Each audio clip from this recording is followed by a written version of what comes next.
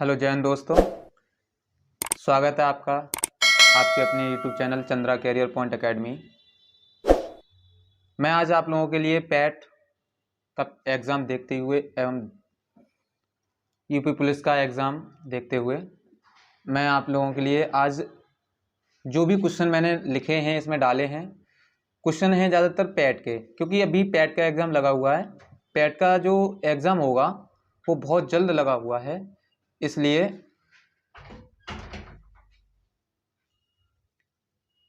मैंने आज आप लोगों के लिए ये पीडीएफ बनाई है। ठीक है, तो आज हम देखेंगे कि इस पैट में आता किस तरीके से, क्वेश्चन किस तरीके से बनते हैं। तो इस वीडियो को एंड तक देखें, पूरा देखें। यहाँ से ज़्यादा क्वेश्चन बनने वाले हैं और क्वेश्चन बनेंगे तो किस तरीके से बनेंगे, तो ये मैं आप लोगों के लिए आज समझाऊंगा पीडीएफ के माध्यम से। चलिए आज बात करते हैं क्वेश्चन की। ठीक है, पहला क्वेश्चन क्या कहता है बेटा? पहला क्वेश्चन कहता है कि शासकीय पत्र के संदर्भ में कौन सा कथन गलत है। ये कथन पूछ रहा है गलत। ठीक है, सही गलत नहीं पूछ रहा है। ठीक है, ये पूछ रहा है गलत। ठीक, तो पत्र के सबसे ऊपर संख्या लिखते हैं। ये बात सही है कि सबसे पहले जो पत्र लिखते हैं उसमें संख्या हम सबसे ऊपर लिखते हैं। चलिए हम नीचे से बात कर लेते हैं। पहले संबोधन महोदय बाईं ओर से लिखा जाता है, मतलब ये सही संबोधन जो महोदय है बाईं ओर से नहीं लिखा जाता है, दाईं ओर से लिखा जाता है। बाईं ओर से लिखा जाता है, ये बात सही है, दाईं ओर से नहीं लिखा जाता है। ठीक है, पत्र के बाईं ओर से सेवा में लिखा जाता है, बिल्कुल सही बात है। अब जो बात गलत है वो है पत्र संख्या के ऊपर तिथि लिखी जाती है। कभी पत्र संख्या के ऊपर तिथि नहीं लिखी जाती, तिथि लिखी जाती है नीचे। तो आपका ऑप्शन बी सही हो गया। कौन सा सही हुआ? बी ऑप्शन सही हुआ। चलिए अब चलते हैं आगे की तरफ। अगर अगले क्वेश्चन की अगर हम बात करें तो अगला क्वेश्चन कह रहा है कि यदि कोई पत्र सभी संबंध कार्यालयों को प्रेषित किया जाता है तो उसे कहते हैं।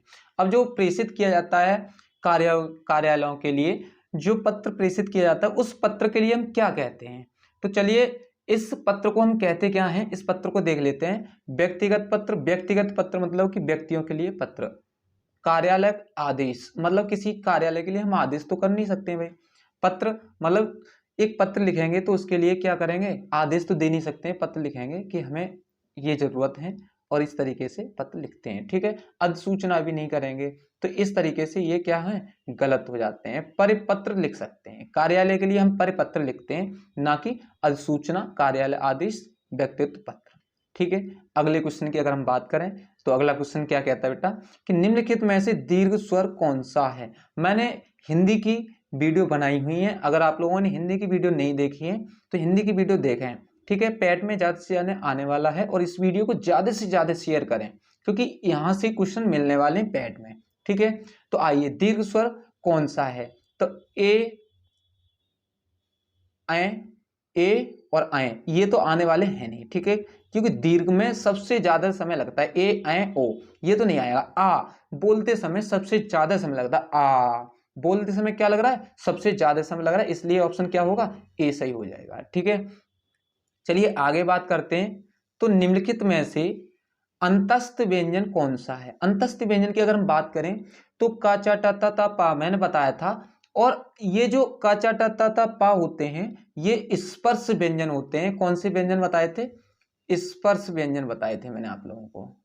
ठीक है, कौन से व्यंजन बताए थे? स्पर्श व्यंजन बताए थे। और अंतस्थ व्यंजन होते हैं आपके या, र, ल और व। ठीक है, ये चार व्यंजन होते हैं, इसलिए आपका ए सही नहीं होगा। एक मिनट बेटा,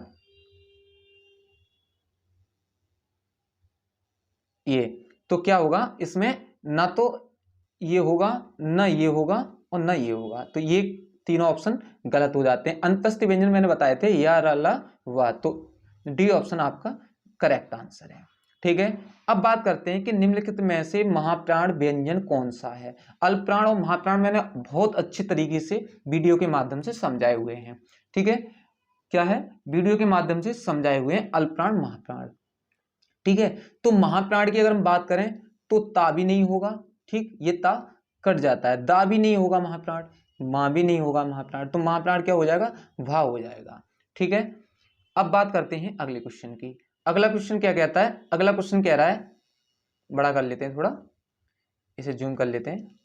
चलिए अब तो दिखाई दे रहा होगा, चलिए दिखाई दे रहा है, बिल्कुल। चलिए, निम्नलिखित में अघोष वर्ड कौन सा है? अघोष वर्ड की अगर हम बात करें तो अघोष वर्ड आपका ग, सघोष, अघोष मैंने बताए थे, प्रत्येक वर्ग का पहला, तीसरा, चौथा अक्षर मैंने बताया था, अल्पप्राण महाप्राण भी बताए थे और सघोष अघोष भी बताए थे। ठीक है, पहला, तीसरा और चौथा क्या कहलाएगा? अघोष कहलाएगा, और दूसरा और चौथा क्या कहलाएगा? सघोष कहलाएगा। ठीक है, इस तरीके से मैंने कोडिंग दे रखी थी। अब इसकी अगर हम बात करें तो गा, ये गा है तीसरा अक्षर, का ख गा, ये है तीसरा अक्षर। ठीक है, और घा है आपका चौथा अक्षर। ठीक, और बात तो बिल्कुल है ही नहीं। ठीक, इसकी अगर हम बात करें तो इसमें अघोष एवं सघोष की अगर हम बात करें तो ये है आपका पा। ऑप्शन के अनुसार सही हो जाएगा, पा सही हो जाएगा। ठीक है, अब बात कर लेते हैं आगे की। तो कंठ, निम्नलिखित निम्न में से कंठ वर्ड कौन सा है? कंठ से, जो कंठ से बोला जाता है वो वर्ड कौन सा है? ठीक है, यहाँ कंठ स्वर भी दे सकता था पर उसने क्या दिया कि कंठ वर्ड कौन सा है। ठीक है, ये मैंने कई तरीके से बताया है। कंठ स्वर भी पूछता तो कंठ स्वर आपके चारों स्वर लिखे हुए हैं, तो कंठ से कौन सा आता स्वर तो आपका बता देता। ठीक है, कंठ वर्ड की बात करें तो आपका ऊ भी नहीं आएगा और ये भी नहीं आएगा, ये भी नहीं आएगा, तो आएगा आ।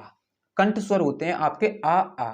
ठीक है, कंठ के बाद तालु, तालु में आते हैं ई, और कंठ तालु, और ओष्ठ में आते हैं ऊ। ठीक है, इस तरीके से। अब पर चलते हैं, निम्नलिखित में से रूढ़ शब्द हैं।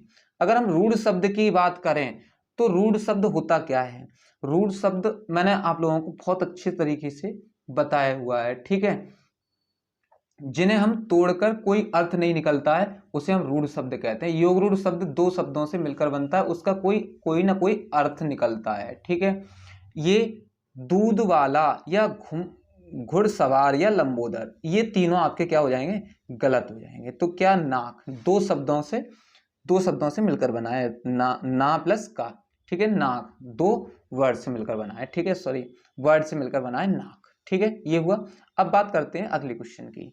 तो अगला क्वेश्चन है कि रत्नागर का संधि विच्छेद होगा। तो रत्नागर का संधि विच्छेद क्या होगा? आप बताइए, चलिए कमेंट बॉक्स में बताइए।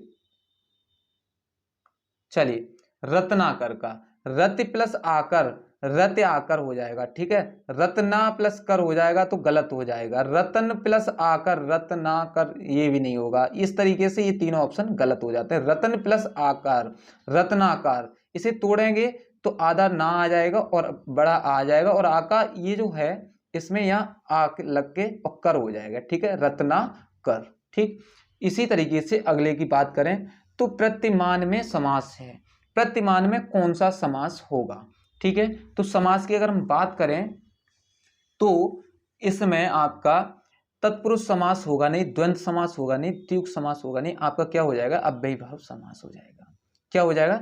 अव्ययीभाव समास हो जाएगा। ठीक है, अगर बात करते हैं अगले क्वेश्चन की। अगला क्वेश्चन क्या कह रहा है कि परिक्रमा में उपसर्ग है। उपसर्ग की बात करें, उपसर्ग शब्द से पहले लगता है और प्रत्यय शब्द के बाद में लगता है। ये मैंने कई बार आप लोगों को बताया है। ठीक है, चलिए इसकी अगर हम बात करें तो ये जो उपसर्ग है पर प्लस क्रमा, परिक्रमा, तो पर आ जाएगा इसमें, पा भी नहीं होगा।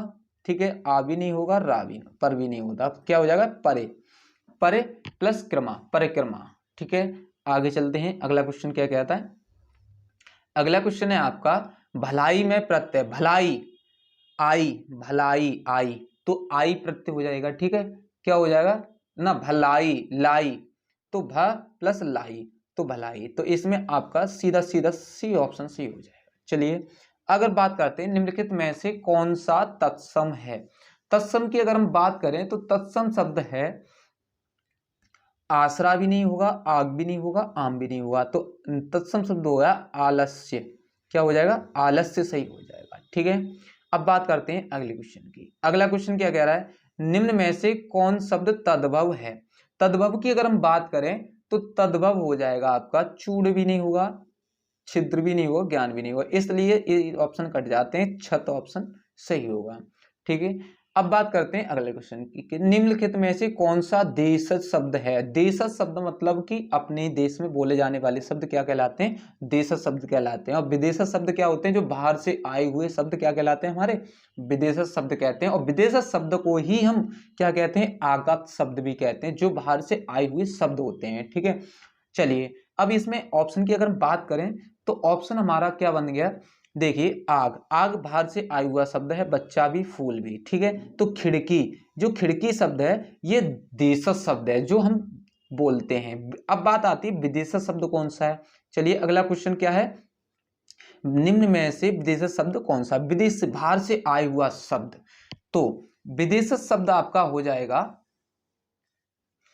जैसे भक्त, प्रिय, उत्कर्ष, ये तीनों ऑप्शन कट जाते हैं। अमीर बाहर से आया हुआ शब्द है। ठीक है, अमीर जो शब्द है विदेशी शब्द है।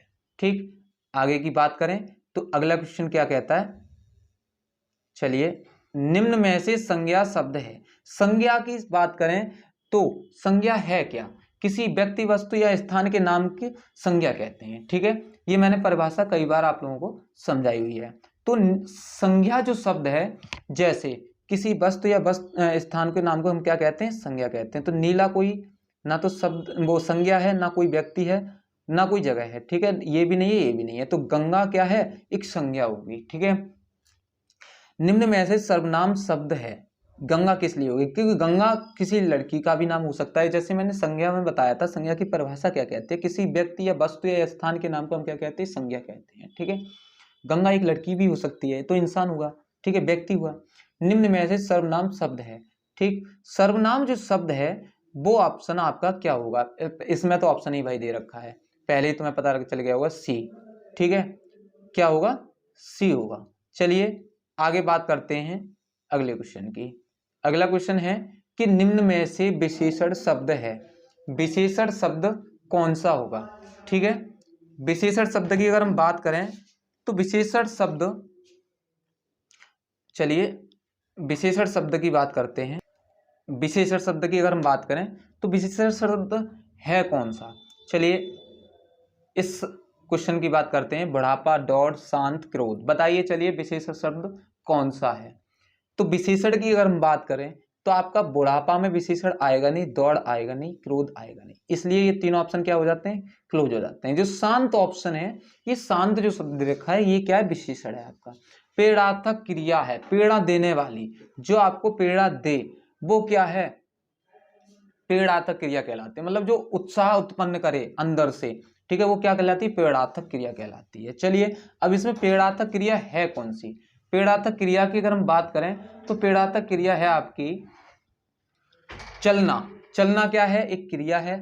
ठीक है, पढ़ना भी क्रिया है, बदलना भी क्रिया है, जागना भी क्रिया है। तो अब इसमें प्रेरणात्मक क्रिया क्या होगी, सब सारी की सारी क्रियाएं दे रखी हैं। चलिए बदलना क्रिया नहीं है, ठीक है मानते हैं, पढ़ना तो क्रिया है भाई, चलना भी क्रिया है और जागना भी क्रिया है। तो इसमें प्रेरणात्मक क्या, प्रेरणा देने वाला, पढ़ाई से प्रेरणा होगी नहीं, चलना से प्रेरणा होगी नहीं, जागना, जो सुबह सुबह जागने की, उत्साह जगना, मतलब कि जो सुबह सुबह उठ जाता है छात्र, उसको क्या होता है, एक प्रेरणा मिलती है कि भाई मुझे अब जागना है, पढ़ना है, अच्छा ये करना है। तो ये सारी की सारी क्रियाएं अलग हो जाएंगी। एक प्रेरणा जो क्रिया मिलती है वो जागने से मिलती है। ये पढ़ना एक क्रिया है, चलना भी क्रिया है, कार्य करना है, इसमें कार्य करते हैं, जागना है प्रेरणात्मक क्रिया होती है। ठीक है, अब बात करते हैं अगले की, निम्न में से अव्यय है। अव्यय की अगर हम बात करें तो अव्यय जो होगा वो होगा आपका, चलिए भारत, श्याम, आहा, दक्षिण, ये चार ऑप्शन दिए हैं। अव्यय ये भारत भी कट जाएगा, आहा कट जाएगा और श्याम भी कट जाएगा, आपका ऑप्शन हो जाएगा दक्षिण। क्या हो जाएगा, दक्षिण हो जाएगा। चलिए आगे चलते हैं, अगला क्वेश्चन देखते हैं। अगला क्वेश्चन क्या कहता है, एक मिनट गाइस, चलिए अगला क्वेश्चन, ये अगला क्वेश्चन क्या कह रहा है, आंख का पर्यायवाची। आंख का पर्यायवाची तो सबको मालूम होगा, आंख का पर्यायवाची तो सभी छात्र छात्राओं को मालूम होगा। चलिए आंख का पर्यायवाची क्या होगा, बताइए बताइए, आंख का पर्यायवाची पावक होगा नहीं, ठीक है, प्रभाव होगा नहीं, वसन होगा नहीं, तो इसलिए ये ऑप्शन क्या हो जाते हैं, गलत हो जाते हैं। आंख का पर्यायवाची आपका लोचन। ठीक है, अब बात करते हैं जड़ का। जड़ का विलोम शब्द, उल्टा शब्द, ठीक है, पर्यायवाची।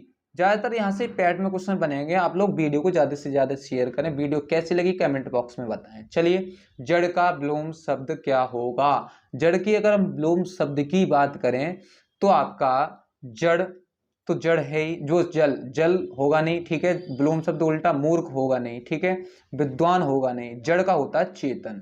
क्या होता है? चेतन होता है। चलिए अब आगे चलते हैं, अगला क्वेश्चन देखते हैं। अगला क्वेश्चन क्या कह रहा है? एक मिनट बस। चलिए अगला क्वेश्चन, अगला क्वेश्चन क्या कह रहा है? अगला क्वेश्चन कह रहा है कि भविष्य में होने वाला के लिए एक शब्द है, जो भविष्य में होने वाला है उसके लिए क्या शब्द है? ठीक है, तो गात होगा नहीं, अभ्यास करने से होता है, विगत होगा नहीं, ठीक है, ये ऑप्शन गलत हो जाते हैं। भावी क्या हो जाएगा आपका? एक भविष्य में होने वाला के लिए एक शब्द है, ठीक है, भावी, भावी, ठीक है। अनिल, अनल शब्द युग्म का सही अर्थ होगा। अनिल माने क्या होता है और अनल माने क्या होता है, इनका सही अर्थ क्या होगा? ठीक है, अनिल माने आग तो होता ही नहीं है, ठीक है, हवा होता नहीं है, हाँ हवा होता है भाई, सही है, अनिल माने हवा होता है। अनल माने जंगल नहीं होता है, ठीक है, ये तो वैसे भी गलत हो गया। तो हवा और आग, आग का होता है अनल और वो अनल, और अनिल का होता है हवा, ठीक, इस तरीके से ये हुए। अब चलिए आगे चलते हैं, अगला क्वेश्चन क्या कहता है? चलिए 2 प्रतिशत करा रहा हूं हिंदी के, ठीक है, एक साथ। चलिए, किसी अधिकारी को पत्र लिखना हो तो संबोधन किया जाता है। संबोधन किस तरीके से कर देंगे? किसी अधिकारी के लिए हम पत्र लिख रहे हैं, तो जो हम पत्र लिख रहे हैं वो किसी अधिकारी के लिए लिख रहे हैं, ठीक है, तो अधिकारी के लिए हम पत्र लिख रहे हैं, तो वो किस तरीके से हम संबोधन करेंगे? तो किस तरीके से करेंगे? चलिए बताइए, करिए। चलिए, तो प्रिय आत्मज, मतलब कि प्रिय जो होगा आपके लिए, आत्मज मतलब कि पिता या कोई भाई बहन के लिए, प्रिय मित्र के लिए, दोस्त के लिए, पूजनीय कोई होता है, माननीय महोदय जी।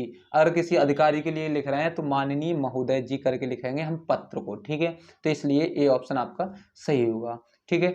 अगला है, लिखित भाषा में मूल ध्वनियों के लिए जो चिन्ह मान लिए गए हैं, जिसे रूप में ये लिखे जाते हैं, उसे क्या कहते हैं? जो रूप में हम लिखते हैं उन्हें हम क्या कहते हैं?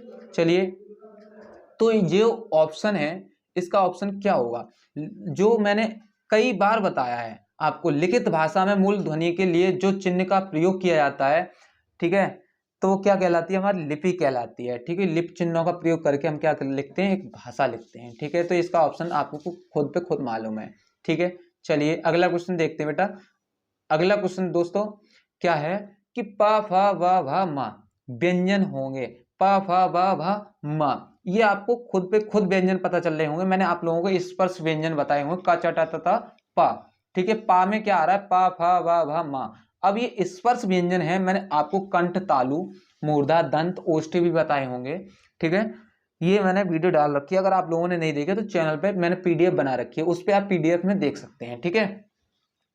चलिए, तो ये जो क्वेश्चन होगा इसका क्या होगा? ओष्ठ में आएगा, दंत में आएगा नहीं, तालव्य में आएगा नहीं, कंठ में आएगा का वर्ग वाला, और कंठ के बाद आता है तालु, और तालु में आएगा चा वर्ग, और दंत में आएगा ता वर्ग, और इसमें आएगा पा वर्ग, ठीक है। तो ये ओष्ठ वाला हो गया आपका पा वर्ग, ठीक। अब आगे चलते हैं, अगला क्वेश्चन क्या कह रहा है कि दो व्यंजन जब एक साथ मिलते हैं तो क्या कहलाते हैं? जब दो व्यंजन एक साथ मिल जाएं, ठीक है, तो उन्हें हम क्या कहते हैं? तो जो व्यंजन होते हैं, दो व्यंजन एक साथ मिलते हैं, अल्प प्राण होगा नहीं आपका, महाप्राण होगा नहीं, ये दोनों कैंसिल हो जाता है। अंतस्थ व्यंजन होते हैं यार अलावा, ये होंगे नहीं। संयुक्त व्यंजन, संयुक्त का मतलब होता है मिलकर बनना, एक साथ दो शब्दों का मेल। जैसे मान लीजिए मैं अभी लिख दूं छत्र ज्ञ, और एक मिनट गाइस, चलिए, तो इसको अगर मैं लिख दूं जैसे छत्र ज्ञ और श्र, ठीक है, ये लिखा। अब इसको हम दो किससे मिल रहा है? व्यंजन से। तो त्रा का अगर हम बात करें तो छा का बात करें तो छा भी हो जाएगा का और सा से, और त्रा हो जाएगा ता प्लस रा से, ता आधा आएगा, ठीक है। ज्ञा हो जाएगा जा प्लस ज्या से, ठीक है। और स्रा हो जाएगा सा प्लस रा से। ये हुआ, समझ में तो आ रहा होगा। ठीक है, ये जो पहला शब्द है इसमें आधा आधा है। ठीक है, ये आधा आधा हल्फ लगा हुआ है। ठीक है, समझ में आया। चलिए आगे चलते हैं। वर्ण तालिका के अनुसार ह्रस्व दीर्घ और प्लुत स्वर क्या हैं? तो वर्ग तालिका, वर्ग मतलब कि का वर्ग, चा वर्ग, टा वर्ग, ता वर्ग, पा वर्ग के अनुसार ह्रस्व दीर्घ एवं प्लुत क्या हैं? ह्रस्व दीर्घ एवं प्लुत, प्लुत जो वर्ग तालिका के अनुसार। चलिए, तो इसमें व्यंजन होंगे, मात्रा होगी, विसर्ग होंगे। ये तो देखो विसर्ग तो ऑप्शन गलत है, मात्रा भी गलत है। अब बता दीजिए आप। चलिए ऑप्शन बताइए। कंठ सॉरी वो वीडियो को ज्यादा से ज्यादा शेयर करें। चलिए बताइए बताइए। चलिए देखो, इसमें बात पहले ही कर ली है भाई। ह्रस्व दीर्घ एवं प्लुत स्वर कहलाते हैं भाई। ह्रस्व दीर्घ, ह्रस्व स्वर, प्लुत स्वर और दीर्घ स्वर। ठीक है, तो इसमें स्वर की बात की जा रही है, ना कि व्यंजन की बात की जा रही है, इसलिए व्यंजन भी गलत हुआ। ठीक है, अब बात करते हैं महेश्वर। महा प्लस ऐश्वर्य को कौन सा संधि नियम सहमति है? मतलब कि कौन सा संधि नियम है जो आपके महेश्वर को तोड़ेगा? दो जगह। चलिए कौन सा है इसमें बताइए। चलिए पहला आ प्लस आ मिला के आ बनता है, यहां गलत है। ठीक है, आ प्लस आ मिला के बड़ा आ बनता है। आ प्लस ए मिला के ए बनता है, ये चलो कहीं तक मानते हैं कि सही है। आ प्लस ए मिला के, मगर इसमें बड़ी ए जब बनेगी जब छोटी ए हो तब यहां। ठीक है, आइए अब इसकी अगर हम बात करें तो इसमें बड़ा आ प्लस छोटी ए मिला के भी नहीं बनेगा। ठीक है, बनेगा बड़ा आ प्लस बड़ी ए मिला के ऐ बन सकता है। ये आपका राइट आंसर है चौथा, महेश्वर। महेश्वर चौथा आंसर आपका संबंधित करता है। ठीक है, अगला क्वेश्चन। हमें यथाशक्ति दान करना चाहिए, रेखांकित शब्द में समास को पहचानिए। तो कौन सा समास होगा? अव्ययीभाव समास होगा, द्विगु समास होगा, तत्पुरुष समास होगा कि बहुब्रीहि समास होगा? चलिए बताइए इसमें कौन सा समास होगा। चलिए बात कर लेते पीछे से। तो बहुब्रीहि समास आपका नहीं होगा, तत्पुरुष समास भी नहीं होगा, द्विगु समास भी नहीं होगा। तो कौन सा समास हो जाएगा? अव्ययीभाव। यथाशक्ति, इसके अंदर यथाशक्ति दान करना चाहिए, मतलब कि जिसके अंदर दान करने की उत्तेजना हो उसे क्या कहेंगे? अव्ययीभाव समास कहते हैं। ठीक है, अब बात करते हैं आगे की। तो चलिए अगला क्वेश्चन क्या कह रहा है। लोगों ने उसे मार मार कर अधमरा किया, रेखांकित शब्द क्या है? मार मार कर अधमरा किया, तो अधमरा अंडरलाइन कर रखा है, देखो अधमरा ये अंडरलाइन किया हुआ है। तो ये रेखांकित जो शब्द है, इस शब्द में कौन सा संज्ञा आएगा या उपसर्ग आएगा या अव्यय आएगा या प्रत्यय आएगा? चलिए बताइए बताइए, कमेंट बॉक्स में बताइए। चलिए कमेंट करिए। अधमरा संज्ञा होगी नहीं भाई, अव्यय होगा नहीं, प्रत्यय होगा नहीं, उपसर्ग हो जाएगा। ठीक है, क्या हो जाएगा? उपसर्ग हो जाएगा। अब बात कर लेते हैं आगे की। चलिए अगला क्वेश्चन दिखाई दे रहा होगा। चलिए ये, वाह वाह कितना सुंदर दृश्य है, रेखांकित शब्द में कौन सा अव्यय होगा? ये तो भाई आपको पैसे भी मालूम है। वाह वाह क्या बात है, रुक रुक कर हम रुक रुक कर वाह वाह, ये अंडरलाइन देखो कर रखा है, ये अंडरलाइन किया हुआ है। वाह वाह कितना सुंदर दृश्य है, रेखांकित शब्द कौन सा है? तो ये क्वेश्चन जो आपको दर्शाता है तो क्या दर्शाता है? हर्ष दर्शाता है। वाह वाह कितना सुंदर दृश्य है, शोक दर्शाएगा नहीं, तिरस्कार होगा नहीं, संबोधित होगा नहीं। हम क्या कर रहे हैं? दृश्य दिखा रहे हैं, हर्ष हो रहा है। वाह वाह क्या सुंदर दृश्य है। ठीक है, अगली बार क्वेश्चन की बात करें कि निम्नलिखित शब्दों में से तत्सम शब्द को पहचानिए। तत्सम तद्भव शब्द पहचानने हैं, तो आप इसमें दिया है तत्सम शब्द। चलिए तत्सम शब्द की अगर हम बात करें तो तत्सम शब्द होगा कौन सा? लोहा दूध आपका होगा नहीं, तत्सम शब्द नहीं होता है। बंदर भी तत्सम शब्द नहीं होता है, कारण होता है तत्सम शब्द। तो कारण क्या है? ऑप्शन आपका सही है। ठीक है, चलिए अगले बात क्वेश्चन की बात करें तो निम्नलिखित शब्दों में से तद्भव शब्द को पहचानिए। तद्भव शब्द आपको पहचानना है। चलिए तो तद्भव शब्द क्या होगा?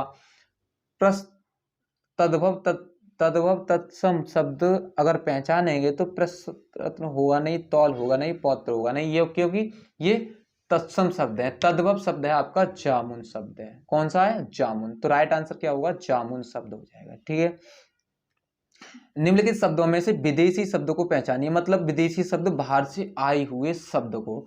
अलमारी, चबूतरा, निंद्रा और अचरज बताइए। चलिए इसमें कौन सा क्वेश्चन होगा?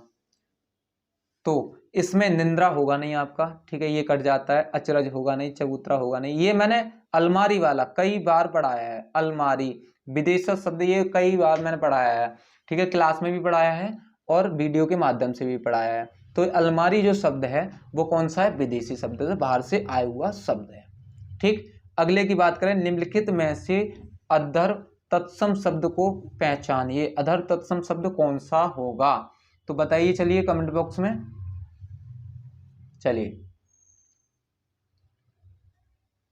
चलिए देखिए, तो बच्चा आपका होगा नहीं, पंखा होगा नहीं, इसलिए दो ऑप्शन गलत। और देव भी आपका नहीं होगा, क्या हो जाएगा? अक्षर हो जाएगा। क्या हो जाएगा?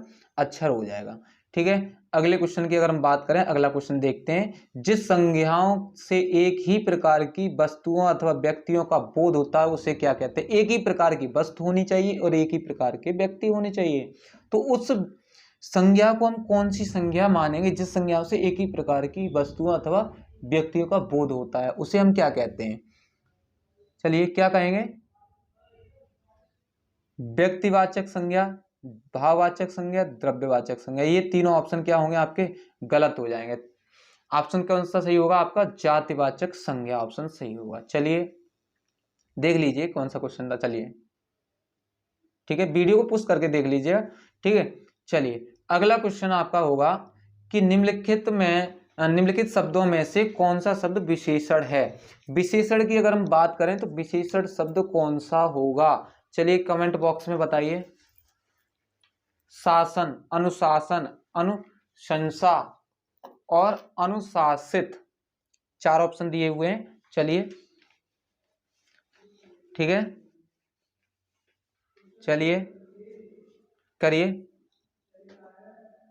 चलिए देखिए, शासन आपका विशेषण शब्द होगा नहीं, अनुशासन आपका विशेषण शब्द होगा नहीं, अनुशंसा विशेषण होगा नहीं, अनुशासित विशेषण शब्द हो जाएगा। राइट आंसर अनुशासित, डी ऑप्शन हो जाएगा। ठीक है, क्या हो जाएगा? डी ऑप्शन हो जाएगा। वह धीरे धीरे चल रहा है, रेखांकित शब्द को पहचानिए। अगला क्वेश्चन क्या कहता है कि वह धीरे धीरे चल रहा है, रेखांकित शब्द को पहचानिए। तो रेखांकित शब्द है आपका क्रिया। क्रिया चल रहा है तो क्रिया शब्द नहीं होगा। संज्ञा शब्द किसी विशेष व्यक्ति, वस्तु या स्थान के नाम को हम संज्ञा कहते हैं। सर्वनाम भी बताया, संज्ञा के ही उल्टा क्या हो जाता है? सर्वनाम हो जाता है। चलिए बताइए।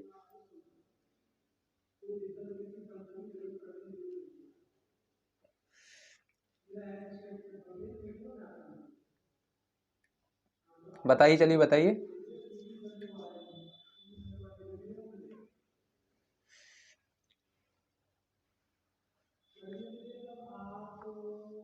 चलिए इसका आंसर संज्ञा भी नहीं होगा, सर्वनाम भी नहीं होगा, क्या हो जाएगा? क्रिया विशेषण हो जाएगा आपका। सी ऑप्शन राइट आंसर है। क्या है? सी ऑप्शन राइट आंसर है। रात भर जागना स्वास्थ्य के लिए अच्छा नहीं है, रेखांकित शब्द को पहचानिए। तो रात भर जागना तो किस में पहुंचेगा? संबंध सूचक अव्यय या विशेषण या भाववाचक संज्ञा या समुच्चय बोधक अव्यय में? किस में पहुंचेगा? बताइए चलिए।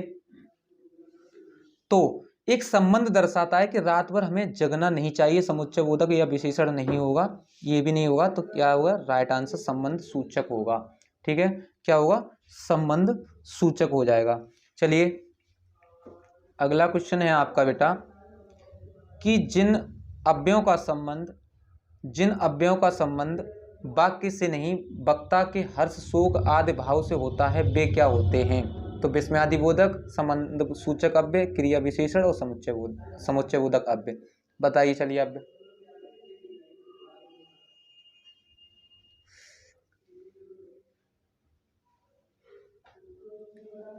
बताइए।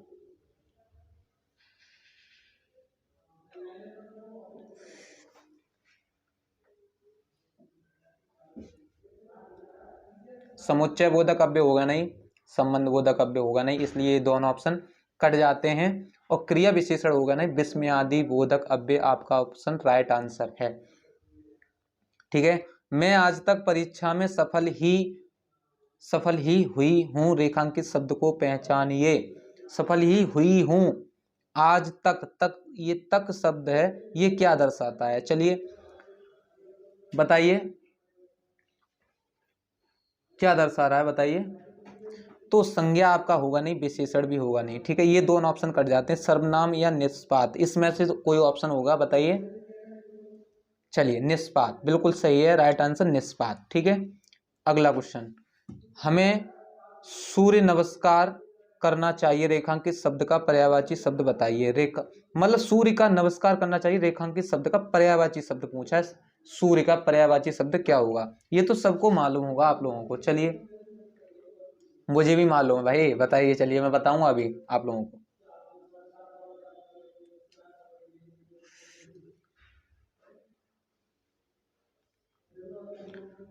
सारंग नहीं होगा, सारंग बिल्कुल गलत है। सारंग, नरेश, ये दोनों ऑप्शन मैंने गलत कर दिए। चलिए अब बताइए।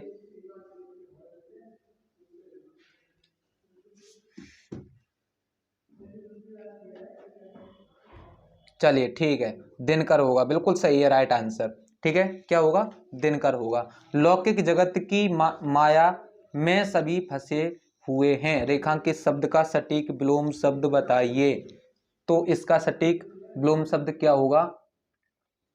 चलिए, कुटिल होगा नहीं, दुनियावी संसारिक, ये तीनों ऑप्शन गलत हैं, इसका राइट आंसर है ए। ठीक है, अगला क्वेश्चन। अगला क्वेश्चन क्या कहता है? अगला क्वेश्चन कह रहा है कि श्रुत सम शब्द युग्म की भिन्न अर्थ वाली सही जोड़ी का पहचान करिए। तो इसकी पहचान हमें करनी है। तो रात्रि निशा गलत हो गया, किरण रसी गलत हो गया, अगला कुल कुल कुल ये शब्द क्या है? श्रुति तत्सम शब्द युग्म भिन्न अर्थ वाली सही जोड़ी का पहचान है कुल कुल। ठीक है, हाँ ए ऑप्शन सही है। चलिए अगला क्वेश्चन। चलिए अगला क्वेश्चन है, जिसकी कोई उपमा न दी जा सके के लिए एक शब्द होगा। अनेकार्थियों वो वाक्यांशों के लिए एक शब्द, ये पैड में ज्यादातर आते हैं यहाँ से। चलिए वीडियो को ज्यादा से ज्यादा शेयर करिए। वीडियो अगर आप लोगों को अच्छी लग रही है तो वीडियो को शेयर कीजिए, लाइक कीजिए, कमेंट कीजिए। चलिए इसका क्या होगा बताइए? जिसकी कोई उपमा न दी जा सके, तो जिसकी कोई उपमा न दी जा सके अनुपम कहलाता है। ये तो आप सबको मालूम है, ये दोनों ऑप्शन तीनों ऑप्शन गलत हैं। ठीक है, क्या कहलाएगा? अनुपम कहलाएगा। श्रुतम शब्द भिन्नातक शब्द के जोड़े पहचानिए। अब ये जोड़े पहचानने हैं आपके। अगले चलिए आगे क्वेश्चन देखते हैं। जोड़े, ये पहले मैंने एक क्वेश्चन बता दिया, ये आपको पहले ही पता चलेगा। दिन, दिवस, जगत, सारांश, संध्या। ठीक है, बिल्कुल सही है। चलिए उपेक्षा, अपेक्षा, ये बिल्कुल सही है, राइट आंसर है। समानार्थी शब्द की जोड़ी नहीं है, तो जोड़ी नहीं है, जोड़ी नहीं है। सुमन पुष्प की जोड़ी है, चारपाई और खटिया जोड़ी है, पाठशाला विद्यालय जोड़ी है, क्योंकि पाठशाला भी एक होता है, विद्यालय भी एक ही होता है। चारपाई और खटिया एक ही बात होती है, सुमन पुष्प एक ही बात होती है। निराशा, निशाचर, ये बिल्कुल अलग है, तो इसलिए राइट आंसर क्या होगा? सी, बी ऑप्शन हो जाएगा। चलिए, तो आप लोगों को आज की वीडियो कैसी लगी कमेंट बॉक्स में बताएं, और वीडियो को ज़्यादा से ज़्यादा शेयर करें। ठीक है, तो आज यहीं तक, आते हैं नई वीडियो के साथ में, मिलते हैं आप लोगों के लिए। तो वीडियो को लाइक एंड कमेंट करना ना भूलें, और वीडियो को सब्सक्राइब करना ना भूलें। ठीक है, वीडियो को ज़्यादा से ज़्यादा सब्सक्राइब करें और बेल आइकन की घंटी दबा लें, जिससे कि जब भी वीडियो डाली जाए तो नोटिफिकेशन आप लोगों के पास पहुंचता रहे। तो आज के लिए यहीं तक, जय हिंद दोस्तों, मिलते हैं नई वीडियो के साथ में।